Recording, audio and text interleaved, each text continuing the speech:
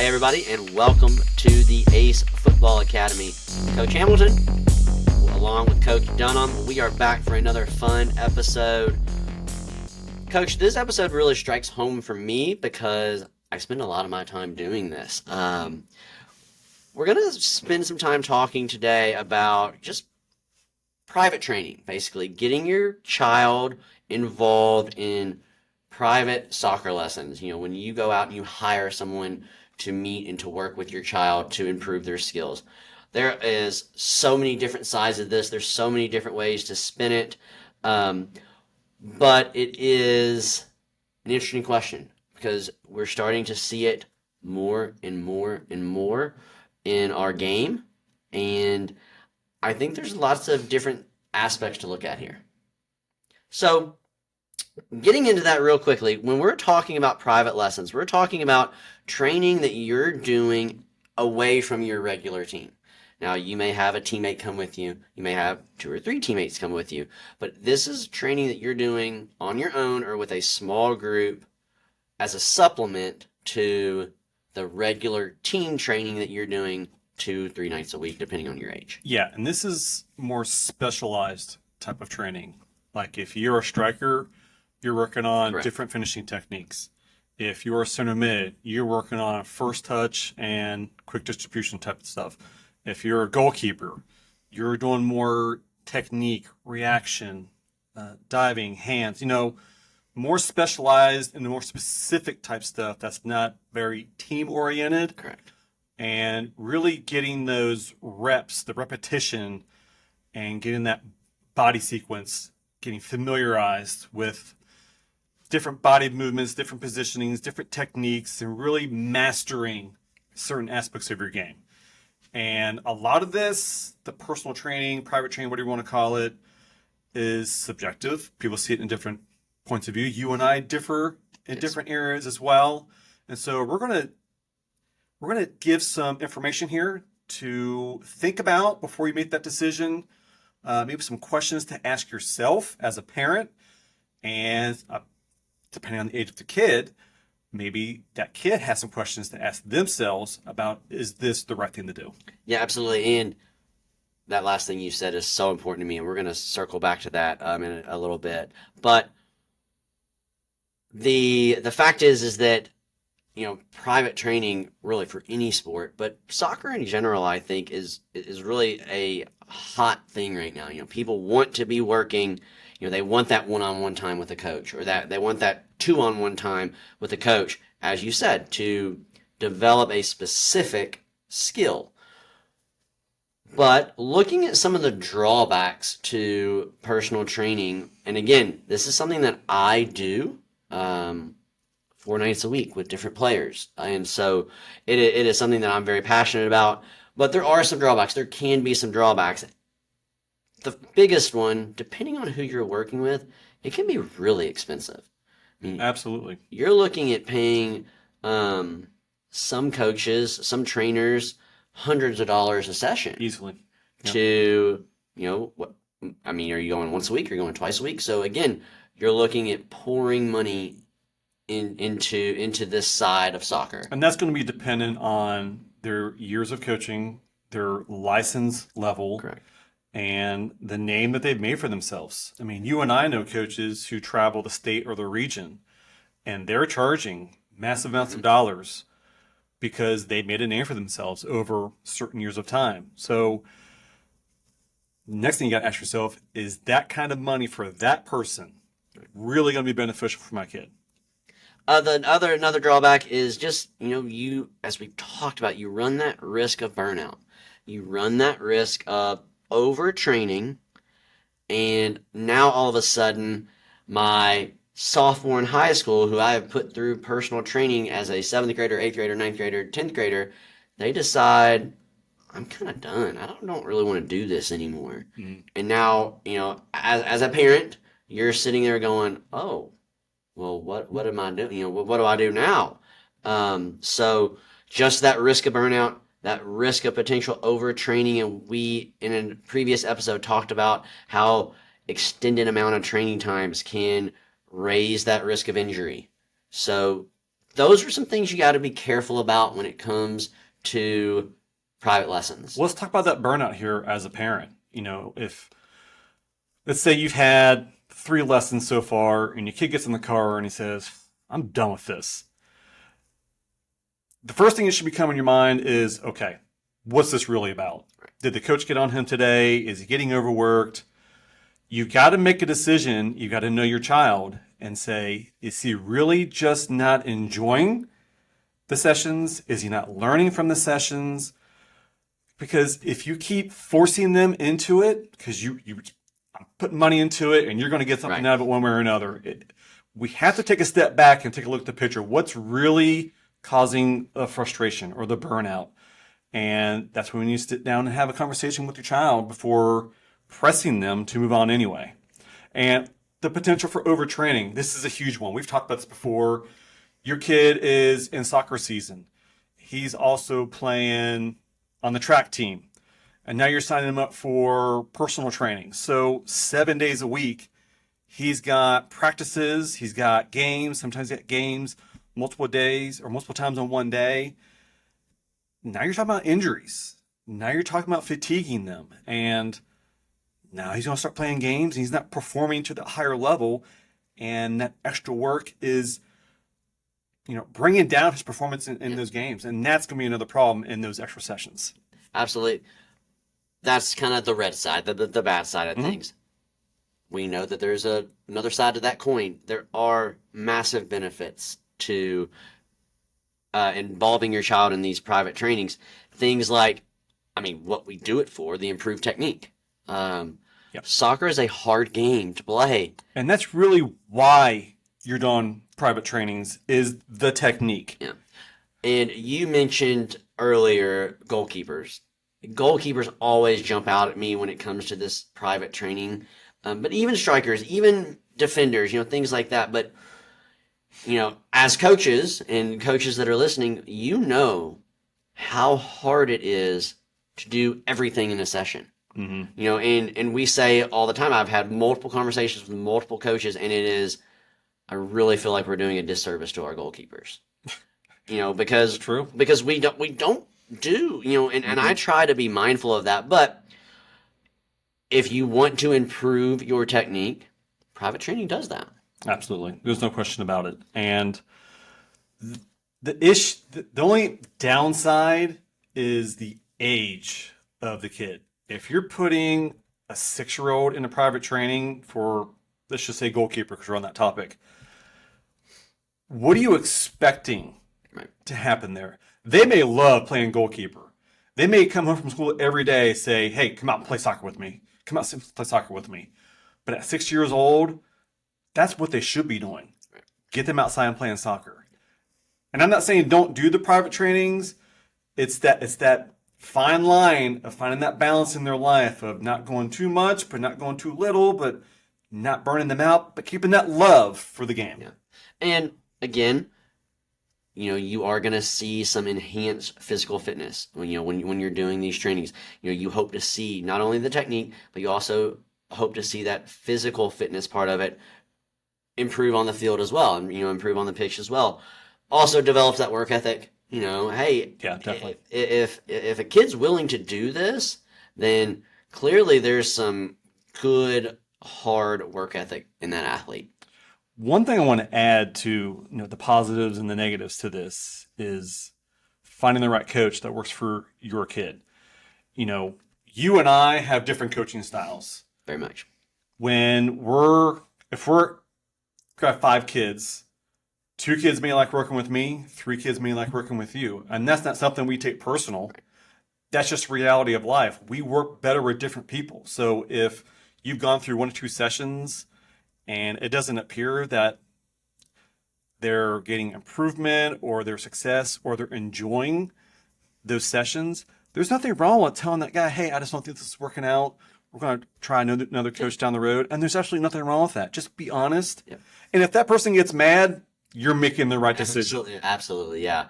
So let's dive into some questions here. Let's throw some questions that you and I have talked about and that I've had with multiple parents. Okay. When it comes to private training, the first question that I ask is who's interested in the private training? Is it mom and dad, Mm-hmm. or is it the athlete? I think should be the very first question any trainer asks. I think that should be the very first question that that the mom and dad and the athlete need to ask themselves. Why are we even looking for this private training? Is it something that your son has come to you and said, "Dad, I gotta improve my first touch. I gotta work," or have you watched him play 2 Saturdays in a row and he can't control the ball first touch, and so you're saying we're done, we're going in and doing some work? Yeah, and this is a great thing here. And as the trainer that's being asked to do the work, you need to push those parents for an answer here. Don't let them wrap a circle around it or give you a vague answer, because this is your time as the coach that you're putting into helping this kid out. And if they're not interested, you're not going to enjoy the session as well, because you're going to be spending more time just getting them to put in the work. Yeah. And So this is that a goes. huge, this is the number one question It that is. should be asked. Why are we doing this? Who wants it to be done? Yeah. And that just goes back to that negative side of the coin where, okay, if the athlete really doesn't want to do this, now all of a sudden we're raising that level for burnout. Mhm. Where And you're wasting your money. and yeah, You are wasting your and money. you're throwing away again in some cases lots of money per session. Mhm. So ask that question first. Why is this training happening? Is it happening because of mom and dad, or is it happening because of the athlete? And let me throw something out here. And this is Coach Dunham speaking here on this right here. If the parent comes back and says, well, just like you said, they've had some rough games, it's not been a great season, I think he will benefit from this, or I think she will benefit from this. My response to that is going to be, I don't think it's the right time for this kid to get into private trainings. I completely understand what you're saying here, and I get it. But wouldn't they get more benefit if they had 6 friends out at the park, throw a ball on the field, and let them just have some fun? They're gonna be with their friends. They're gonna have a coach stop and play. There's not gonna be a parent yelling at them, and they're gonna have fun. They're gonna work on stuff. I guarantee you, you put 6 kids on a field, they're gonna split up into teams, and they're gonna play to win. Yeah, absolutely. They're not gonna go out there and just roll, do somersaults on the field. They're going to want to win because they want to beat their friend on the other side of that field. So my opinion to that is, if the kid isn't sure and they're young, pickup games. Kids need pickup games. And personally, I think they'll get more benefit at the younger ages on pickup games rather than private one-on-one sessions. Well, and that just brings us right into the second question here. What is that age? When is that moment that, okay, it's time to do some private training? For me, as you mentioned, I would say, and again, you're going to hear, especially over these next couple questions, Coach Dunham and I are very different on these. For me, doing private set, meaning one-on-one sessions, I'm looking at late middle school, early high school. And those are, and again, in that moment where the middle schooler or the high schooler is the one who has said, hey, I want to get better, I need some help. When it comes to the younger ages, I train a group of younger players, but listen to that terminology. I train a group of younger players. And I'm glad you said that, because if you're taking, let's say, an 8-year-old, and you're doing one-on-one sessions with player and coach, you're really limiting on the things that you can work on. And really, as the coach, you're doing a lot of the work. And as coaches, it's tough to get involved in the training session instead of being able to sit back and evaluate to see, all right, are they doing the technique correctly? What's their body position like? Can I stand behind them, getting different perspectives? So groups of really 3 to 6 Right.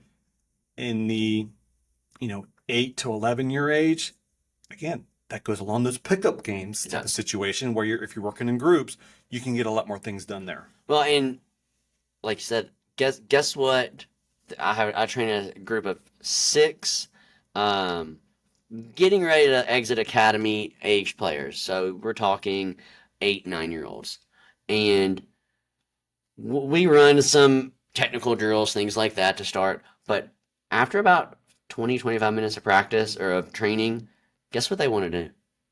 Can we scrimmage? Are we going to scrimmage today? Are we going to? Did you bring your vest? I mean, that when they show up to the field, they look to see if I brought the vest down from my truck because they know, oh, he brought the vest. We're going to divide up into colors and teams, and we're going to play. So I think what you mentioned there is extremely important. Again, I think training. I think you and I both can agree if you're doing this private training with less than academy age players. And for those of you who don't know academy, you're looking at 8 year olds, 9 year olds for academy. Anything younger than that, probably a waste of time. Yeah, Speed absolutely. training at that Because point. they're just learning the Yeah, techniques. yeah, There's no mastery by any extent right. at that age. So, excuse me. So for me, the kind of goes back to okay, if I'm going to train academy 8, 9, 10 year olds, 11 year olds, it's going to be in that group setting. Has to be. Hmm. 4, 5, 6 players where what you mentioned, and I think it's important. I can go, hey, here's what we're gonna do. Go do it, and then I can back off and I can watch and I can see, okay, where is Chris having the issue when striking the ball? Where is that happening?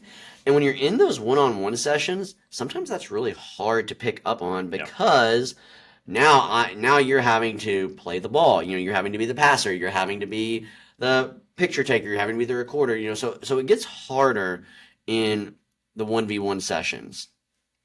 Yeah, and I think the interesting thing that you've told me here when you do your training sessions is you scrimmage. You've got how many girls are in your group? There's 6. There's 6. Mhm.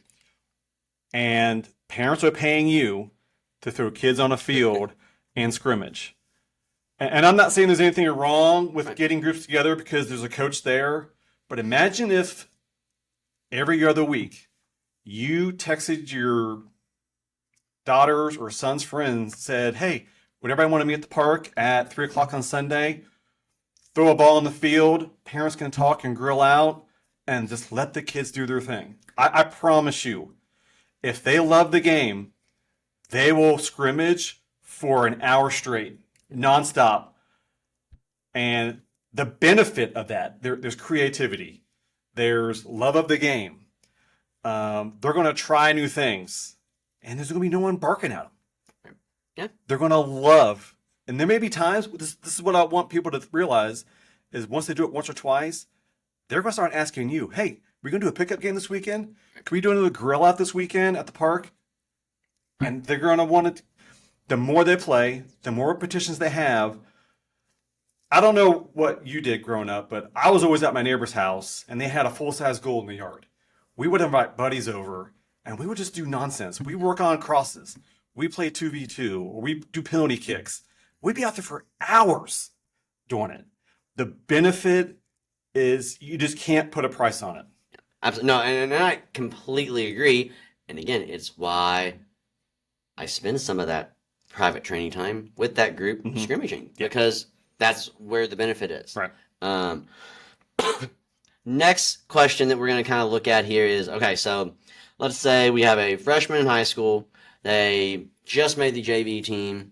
Um, they have come to mom and dad and said, hey, I want to get, before the JV season starts, I want to do 5 to 7 sessions with a trainer to kind of sharpen up my skills before the season starts. So all those things that we've talked about are the way we want them. We got a good age. We got an athlete who wants to get better. The athlete is the reason why behind Mm. this.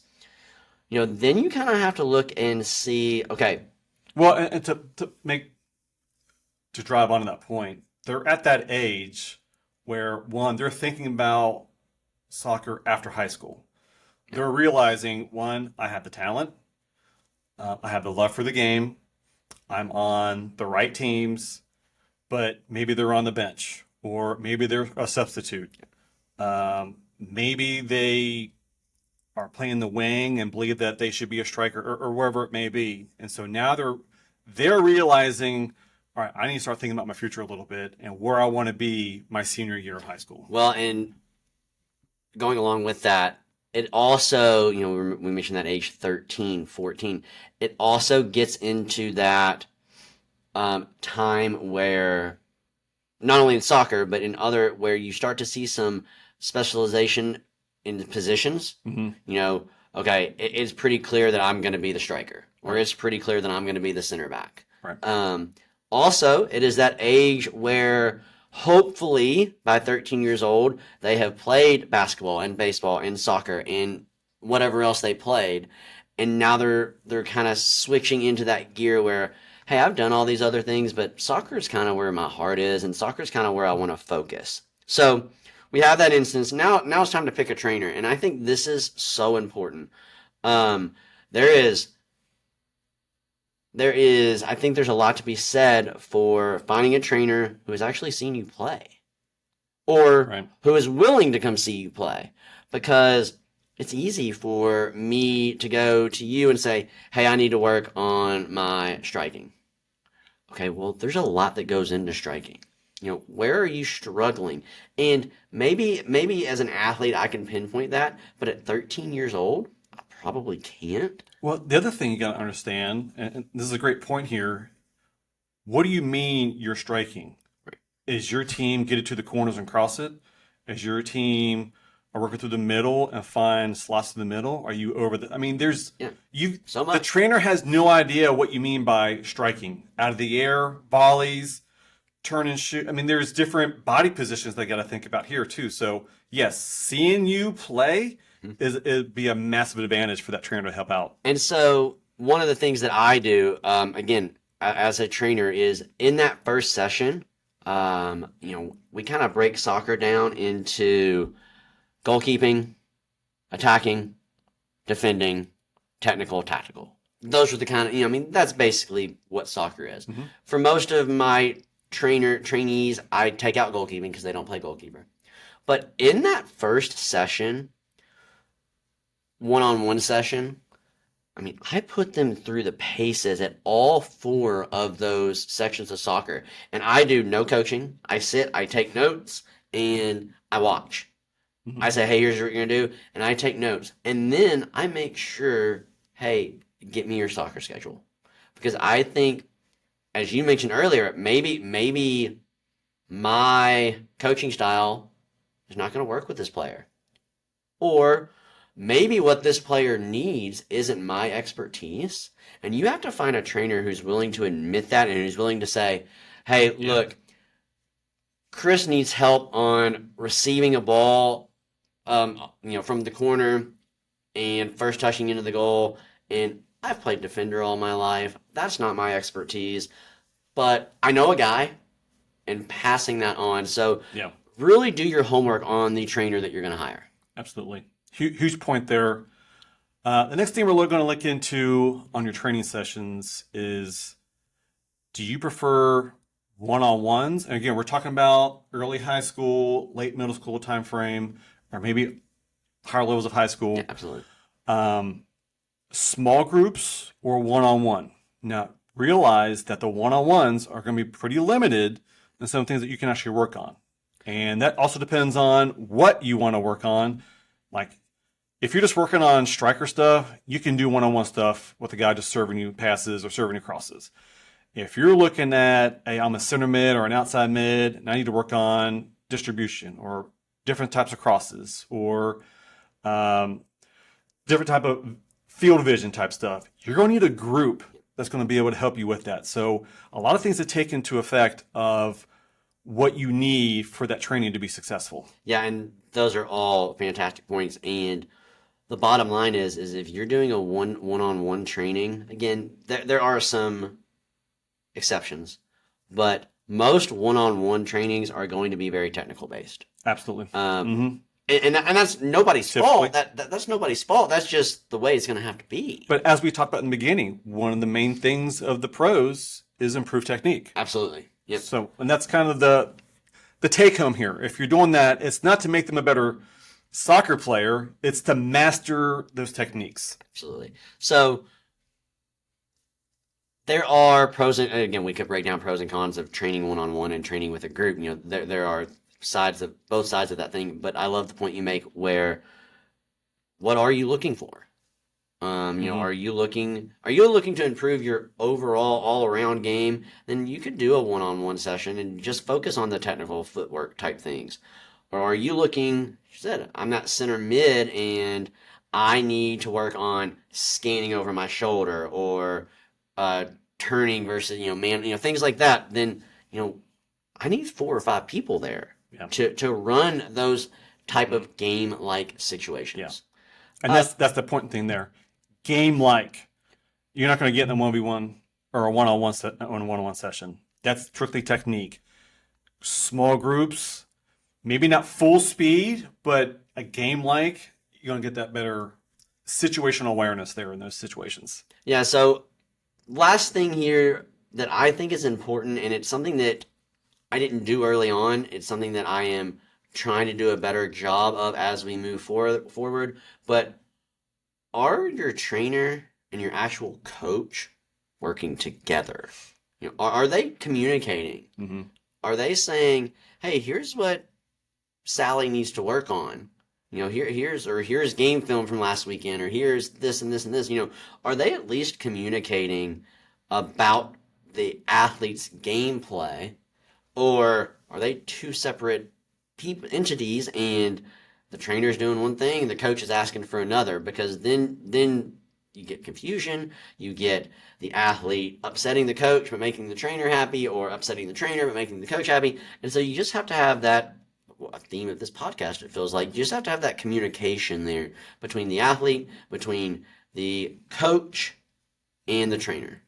Yeah, that's a great topic to think about as the parent looking into this stuff because maybe that coach doesn't want you working with somebody else. Maybe they're pushing you to work with them. Maybe that trainer specializes in something. Maybe it's a camp that you met them at. I mean, there's different scenarios here, but it's like you said, can they work together? Simple as maybe they sent you a text message and you go show that to your coach. Or your coach said after a game, hey, you really need to work on your turning. And then you go tell your trainer, hey, this is what my coach told me last game. Yeah. Relaying information between trainer and coach, that's what's going to build you as a better soccer Yeah, player. absolutely. So, real quickly, just a real quick breakdown of what we spoke about today. Lots of benefits to the private training, the personal training, when it's done correctly. Nobody should be doing 3 nights of 3 nights of team training and 2 nights of personal training a week. Nobody should be doing that. Then you start to get into those um, disadvantages, those cons of private training. But when done correctly, when done for the right reason, private training is beneficial to not only you as a player, but hopefully your team on the field as well. Yeah, I think one of the other aspects of this is what are you doing on your own? Yeah. Um, so I coach a U10 team, and one thing that I always ask my kids to do is go home and juggle. I want you to be able to do 4 juggles by next practice or 5 juggles by next practice. Next practice comes up, who worked on the juggling, one hand will go up. Right. And so at that age, that's understandable and expected. If you're a freshman in high school and your coach is telling you that and you're not doing the work, the one-on-one sessions probably isn't going to make that much of a difference. Um, when I was in the Navy, random story here. When I was in the Navy many years ago, I played on the ship's team, got to meet different people, and there was this one guy on there who got to play for the all Navy team. Okay. Who was on my ship. I would walk through the hangar every single night, and he'd be down there with a soccer ball by himself, doing juggling, touch drills, moves, um, ball work, footwork, every single night. Yeah. And one night we got to talking, we got to talk about each other's history, and he told me all the stuff that he used to do, and that's something he's been doing for years. Getting outside, doing the work ethic. Yeah. He's doing toe touches, he's doing juggling, He's the one, different dribbling drills, different moves. That's going to work on your physical fitness. He's working on his technique. He's doing this stuff on his own, and he's been doing that for years. So if you've got to push your kid out to do extra work on their own, maybe they don't love it as much as you're thinking they are.